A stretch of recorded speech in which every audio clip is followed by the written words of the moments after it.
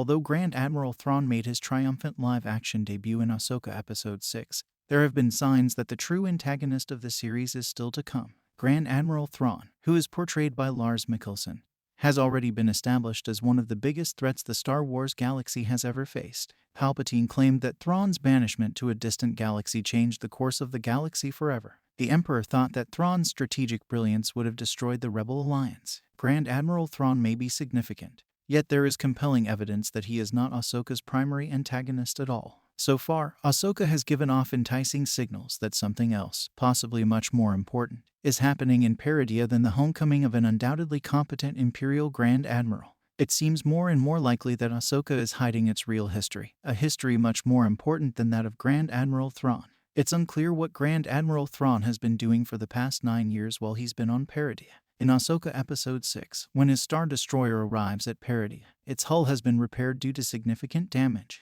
Even Thrawn's own clothing shows signs of deterioration, as does the armor of his night troopers, which has also been similarly mended.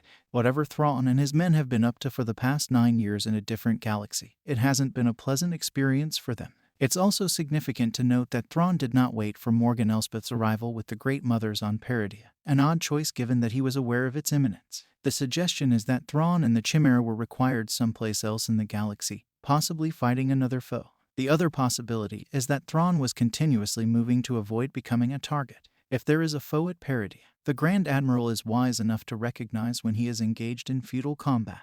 There may also be a connection to another Ahsoka storyline, with Baylan Skoll admitting he heard something calling to him through the Force from Peridea. It is clear that he and Shin Hati each have their own goals. There are numerous hypotheses on what this might be. Some contend it is most likely a hub of the evil side, while others contend it could be an ancient creature like the Bendu, a species that fought against Thrawn in Season 3 of Star Wars Rebels. Whatever the situation, Baylan thinks Thrawn and the Great Mothers are fleeing a force stronger than themselves rather than just seeking to abandon Peridea. Baylan settles for dropping cryptic hints to Dark Jedi Padawan Shin Hati since he is aware of more information about Peridea than he is ready to share. He thinks that something at Peridea has the ability to stop the endless cycle of light versus dark that has gripped the Star Wars galaxy. Grand Admiral Thrawn is a subplot that is poised to become the primary tale, although this feels like a much larger saga. Finally, Grand Admiral Thrawn informs the Great Mothers at the conclusion of Ahsoka Episode 6 that he will once again use the Force-derived black sorcery of the Night Sisters. The Great Mothers have been collaborating with Thrawn to leave Peridea,